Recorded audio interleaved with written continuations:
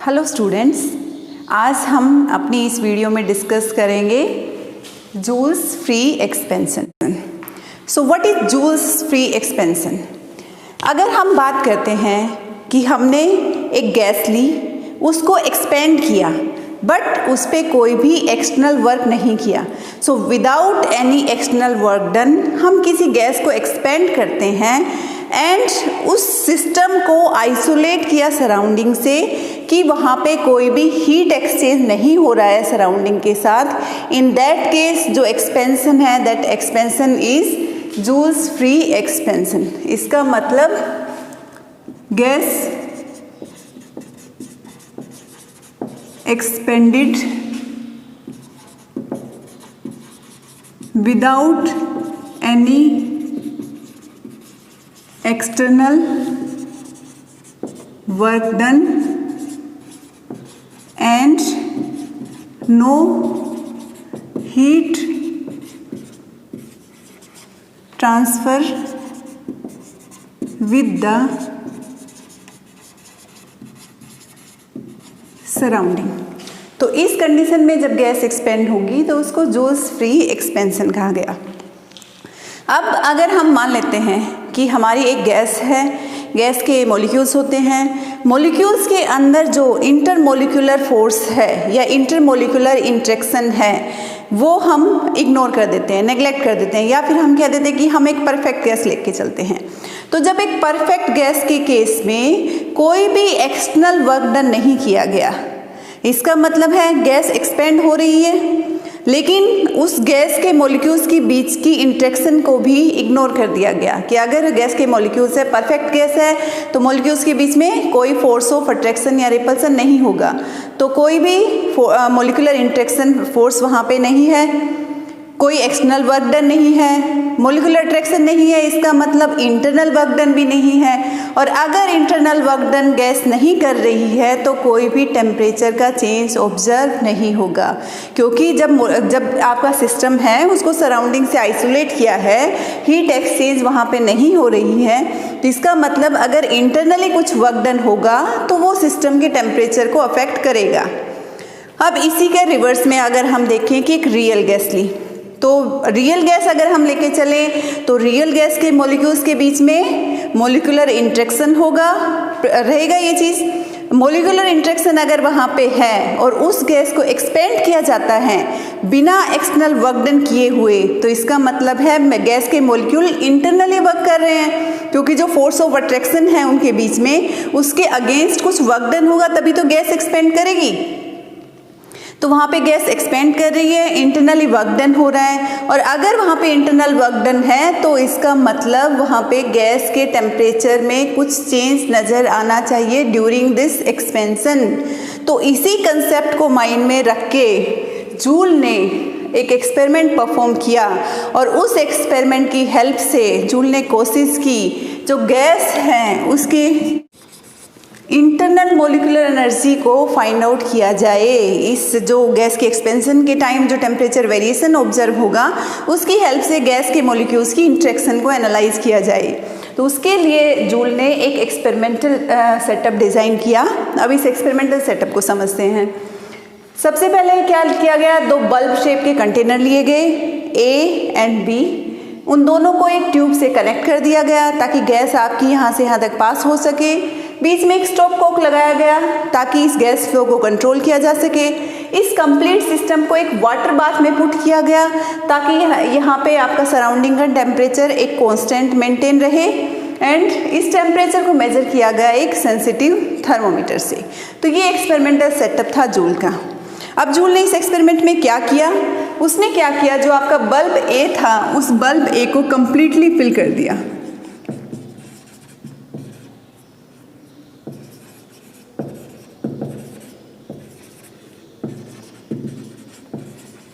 यहाँ पे एक कंप्लीटली फिल किया एक रियल गैस से, और उसके बाद जो बल्ब बी था उसको एम्प्टी रखा गया।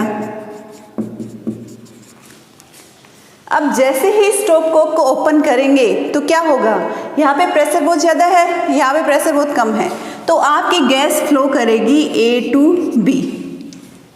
ठीक है, A टू B आपकी गैस यहाँ पे फ्लो कर रही है। अब इस सिस्टम पे कोई एक्सटर्नल वर्क नहीं किया गया। इसका मतलब है जब गैस फ्लो कर रही है और हम रियल गैस लेके चल रहे हैं तो गैस के मॉलिक्यूल्स के बीच में जो फोर्स ऑफ अट्रैक्शन या फिर जो इंट्रैक्शन एनर्जी है गैस के मॉलिक्यूल्स की, उस एनर्जी के अगेंस्ट वो कुछ वर्क डन करेंगे। और मॉलिक्यूल अगर यहाँ पे कुछ इंटरनल वर्क डन हो रहा है, इसका मतलब कुछ टेम्परेचर का चेंज ऑब्जर्व होना चाहिए। लेकिन इस एक्सपेरिमेंट में कोई भी टेम्परेचर का चेंज ऑब्जर्व नहीं हुआ। इसका मतलब रियल गैस के केस में free expansion is not possible. अब इस एक्सपेरिमेंट को थोड़ा मॉडिफाई किया गया। इस एक्सपेरिमेंट को मॉडिफाई करने के लिए क्या किया गया कि जो हम गैस का ट्रांसफ़र देख रहे हैं from higher pressure to lower pressure, उस ट्रांसफ़र को एक ओपन टनल की बजाय एक पोरस प्लग से पास किया जाए। तो इसके बाद जूल्स फ्री एक्सपेंशन के बाद हमारा नेक्स्ट स्टेप आता है जूल्स थॉमसन इफेक्ट। अब जूल्स एंड थॉमसन दो साइंटिस्ट थे, दोनों ने कंबाइन होके एक एक्सपेरिमेंटल सेटअप डिज़ाइन किया और उस एक्सपेरिमेंटल सेटअप में देखा कि कैसे जो मॉलिक्यूल्स की इंटरेक्शन एनर्जी है उसको एनालाइज किया जा सकता है, उनके इंटरनल फोर्सेस को कैसे एनालाइज किया जा सकता है। तो अब हम डिस्कस करते हैं जूल्स थॉमसन इफेक्ट। तो जूल्स थॉमसन इफेक्ट में क्या फाइंड आउट किया गया कि when a gas escapes through a porous plug, अब एक पोरस प्लग यूज किया गया जिससे कि गैस को पास किया गया। तो when a gas escapes through a porous plug under large pressure difference, अब जो आपके दोनों साइड्स हैं, इनिशियल एंड फाइनल साइड्स हैं, दोनों में प्रेशर डिफरेंस लार्ज होना चाहिए। So under large pressure difference it undergoes a change in temperature. Gas की एक्सपेंशन के टाइम टेम्परेचर में चेंज ऑब्जर्व किया गया। This is your Joule's Thomson effect. Joule's Thomson effect के बाद अब हम डिस्कस करेंगे जूल्स थॉमसन एक्सपेरिमेंट। अब ये एक्सपेरिमेंटल सेटअप है जो यूज़ किया गया, जूल थॉमसन ने इसको यूज़ किया। तो सबसे पहले इस एक्सपेरिमेंटल सेटअप के डिज़ाइन को समझते हैं। इसमें आपका ये सेक्शन है जो कि आपका पोरस प्लग है, क्योंकि यहाँ पे पोरस प्लग सबसे ज़्यादा इम्पोर्टेंट है, इसलिए हम सबसे पहले पोरस प्लग की जो कंस्ट्रक्शन है उसको अच्छे से समझते हैं। इस पोरस प्लग में सबसे पहले दो प्लेट्स ली गई, जैसे डी दिखाया गया है, ये दो ब्रास प्लेट हैं और जो कि परफोरेटेड है। डी क्या है यहाँ पे? परफोरेटेड ब्रास प्लेट्स, जिसको कि डी से रिप्रेजेंट किया गया है।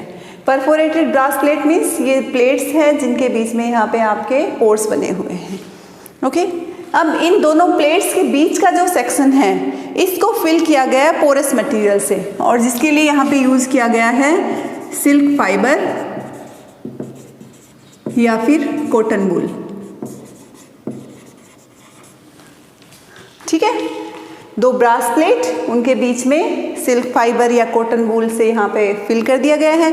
अब उसके बाद इस सेक्शन को कंप्लीटली आइसोलेट करने के लिए सराउंडिंग से जी यहाँ पे क्या है, वुडन ट्यूब है, इस वुडन ट्यूब से इसको सराउंड किया गया है कि ये वुडन ट्यूब है, इस वुडन ट्यूब से इस सेक्शन को कंप्लीटली सराउंड कर दिया गया है ताकि यहाँ की हीट बाहर से के साथ एक्सचेंज ना हो।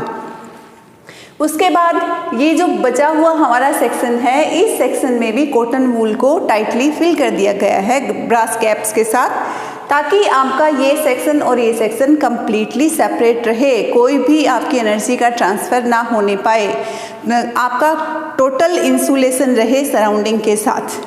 ठीक है, अब हम देख सकते हैं कि हमारा जो ये सेक्शन है ये एक स्पाइरल ट्यूब के साथ कनेक्ट है और उसके बाद एक सिलेंडर एंड पिस्टन के साथ यहाँ पे कनेक्ट है। तो इसका मतलब जैसे ही हम पिस्टन से गैस को कंप्रेस करेंगे तो इस सेक्शन में हम एक कंप्रेस्ड गैस ले सकते हैं और उस गैस का प्रेशर अपने अकॉर्डिंग एडजस्ट कर सकते हैं, और जो उस गैस का प्रेशर होगा उसको मेजर करने के लिए यहाँ पे एक प्रेशर गेज लगा हुआ है। तो इस प्रेशर गेज की हेल्प से हम पता लगा सकते हैं कि हमारे इस सेक्शन में गैस का कितना प्रेशर है। अब नेक्स्ट पॉइंट आता है टेम्परेचर। यहाँ पे जो गैस फिल है हम देख रहे हैं कि ये काफ़ी बड़ा पार्ट है, तो टेम्परेचर का वेरिएशन ना हो इसकी वजह से इस सेक्शन को एक वाटर बाथ में डिप किया गया है। वाटर बाथ में डिप करने की वजह से आपका कंप्लीट सेक्शन में एक यूनिफॉर्म टेम्परेचर बना रहेगा, एक कांस्टेंट टेम्परेचर बना रहेगा। एंड उस टेम्परेचर को मेज़र करने के लिए यहाँ पे एक थर्मोमीटर लगा हुआ है इस सेक्शन में।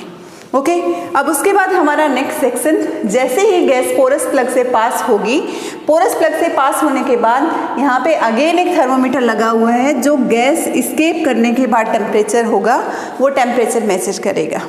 तो ये हमारा ये जूल थॉमसन एक्सपेरिमेंटल सेटअप है। अब इस एक्सपेरिमेंट में क्या किया गया, सबसे पहले गैस को कंप्रेस किया गया। कंप्रेस करने के बाद उस गैस को पहले कूल डाउन किया गया, क्योंकि कंप्रेशन के साथ साथ गैस में हीटिंग इफेक्ट आता है, तो उस गैस को सबसे पहले कूल डाउन किया गया। जब उस गैस का ऑर्डिनरी टेम्परेचर हो गया तो उसके बाद उस गैस को अलाउ किया गया कि वो पोरस प्लग से एस्केप करे। अब यहाँ पे आप देख सकते हैं कि जो पोरस प्लग है उससे आपकी गैस एस्केप करेगी, तो यहाँ पे वेलोसिटी डिस्टर्ब होगी पार्टिकल्स की। तो इसका मतलब एक स्टेडी स्टेट अचीव करने के लिए इस गैस को लगभग 1 घंटे तक पास किया गया और उसके बाद ये T1 and T2 temperature measure किए गए। तो इस टाइप से ये दोनों टेम्परेचर मेजर करने के बाद एनालाइज किया गया कि जो गैस है वो पोरस प्लग से पास होती है तो टेम्परेचर पे क्या इफेक्ट पड़ता है, या फिर ड्यूरिंग गैस एक्सपेंशन टेम्परेचर कैसे चेंज होता है। ये जो पोरस प्लग से गैस एस्केप कर रही है इसको थ्रोटलिंग प्रोसेस भी कहा जाता है, थ्रोटलिंग एक्सपेंशन।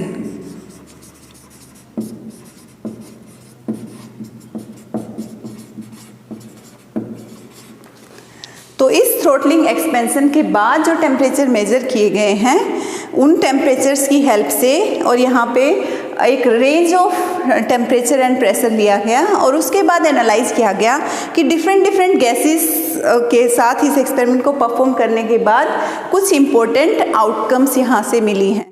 अब हम डिस्कस करते हैं कि जो हमारा जूल थॉमसन एक्सपेरिमेंट है उसकी क्या इम्पोर्टेंट आउटकम्स हैं। सबसे पहले, at sufficiently low temperature all the gases shows cooling effect, कि जब टेम्परेचर बहुत डाउन है, बहुत कम है, उस टाइम सारी गैसेस कूलिंग इफेक्ट दिखाती हैं। इसको कैसे समझ सकते हैं कि हमारी जो गैसेस हैं वो क्या है, टेम्परेचर बहुत डाउन है। टेम्परेचर बहुत डाउन है इसका मतलब है गैसेस के मॉलिक्यूल्स बहुत पास हैं, बहुत स्टेबलाइज हैं। अब जैसे ही गैस को हम कह रहे हैं कि एक्सपेंड करते हैं कि आपकी गैस है वो इनिशियली यहाँ पे कंप्रेस्ड फॉर्म में फिल है और उसका टेम्परेचर बहुत डाउन है, तो गैस का प्रेशर बहुत ज़्यादा है, टेम्परेचर बहुत डाउन है, तो इसका मतलब गैस के मॉलिक्यूल पास हैं। जैसे ही उस गैस को थ्रोटलिंग एक्सपेंशन की हेल्प से यहाँ से पोरस प्लग से पास करते हैं तो क्या हो रहा है, वो गैस आपकी मॉलिक्यूल्स एक दूसरे से दूर जा रहे हैं। अब मॉलिक्यूल एक दूसरे से दूर जा रहे हैं तो जो मॉलिक्यूल्स की इंटरेक्शन एनर्जी है उसको ओवरकम करने के लिए गैस के मॉलिक्यूल्स को कुछ वर्क डन करना पड़ेगा। सकते हैं कि जो वर्क डन किया जा रहा है वो एक्चुअल में टेम्परेचर को डाउन कर रहा है, उसको एडजस्ट करने के लिए, उस एनर्जी को यूज़ करने के लिए टेम्परेचर को डाउन करना पड़ेगा, क्योंकि आपका सिस्टम आइसोलेट है सराउंडिंग के साथ, कोई हीट एक्सचेंज नहीं है। तो अगर इंटरनल वर्क डन है तो इसका मतलब है उस वर्क डन की वजह से जो एनर्जी कंज्यूम हुई उसको वहीं पे टेम्परेचर डाउन करके यूटिलाइज किया जाएगा, ओवरकम किया जाएगा। इस वजह से लो टेम्परेचर पे मैक्सिमम गैसेस या फिर सारी गैसेस कूलिंग इफेक्ट दिखाती हैं जूल थॉमसन इफेक्ट को फॉलो करके।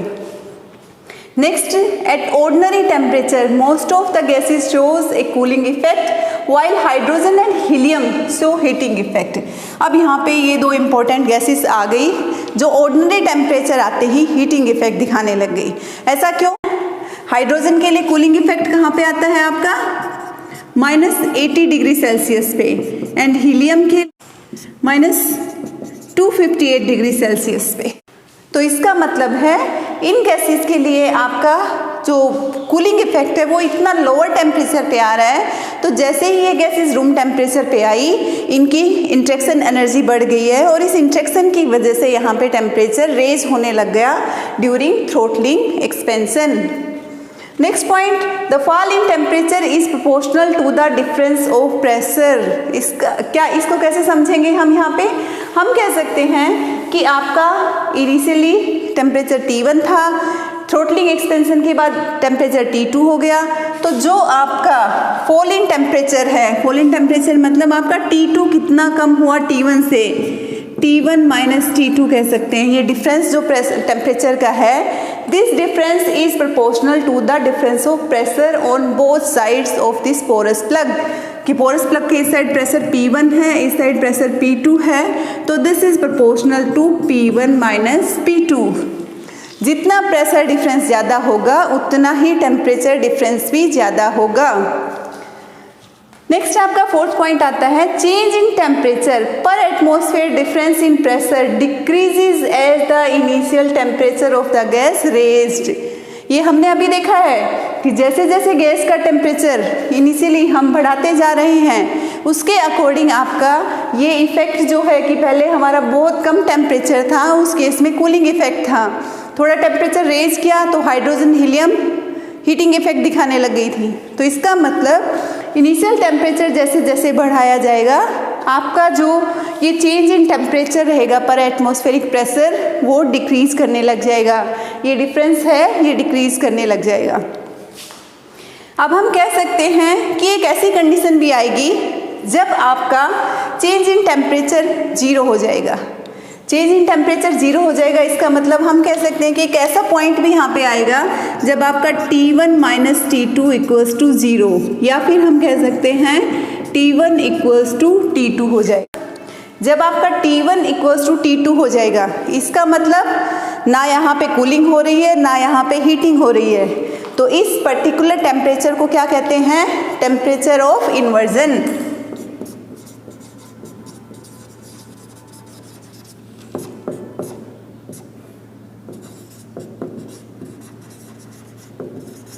तो ये जो टेम्परेचर है आपका, जब आपका T1 T2 दोनों बराबर हैं, इसको कहेंगे टेम्परेचर ऑफ इन्वर्जन।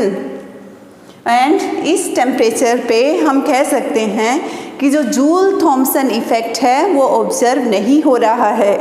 उसके बाद नेक्स्ट अब हम कहते हैं कि इस टेम्परेचर के बाद और टेम्परेचर रेज कर दिया, कि हम कहें कि अब हमने जो T1 हम लेके चले हैं that is greater than this temperature of inversion, इससे बड़ा होगा, तो क्या होगा, उस केस में आपकी सारी गैसेस हीटिंग इफेक्ट दिखाने लग जाएंगी।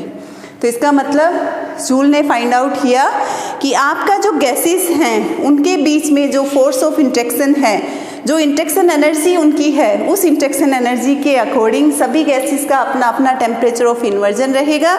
और आपकी गैसेस हैं अगर इनिशियली कंप्रेस्ड फॉर्म में है, उस केस में temperature lower than temperature of inversion रहेगा, तो आपकी gases after throttling expansion cooling effect दिखाएंगी। अगर आपकी गैसेस का कंप्रेस्ड फॉर्म में जो टेम्परेचर है वो greater than temperature of inversion रहेगा, तो आफ्टर थ्रोटलिंग एक्सपेंशन आपकी गैसेस हैं वो हीटिंग इफेक्ट दिखाएंगी। तो ये आपका कंप्लीट जूल्स थॉमसन एक्सपेरिमेंट है और ये इसकी इम्पोर्टेंट आउटकम्स हैं। आई होप आपको ये अच्छे से क्लियर हुआ होगा। अगर इसमें कोई भी डाउट है तो आप कमेंट बॉक्स में मुझसे पूछ सकते हैं। Thank you.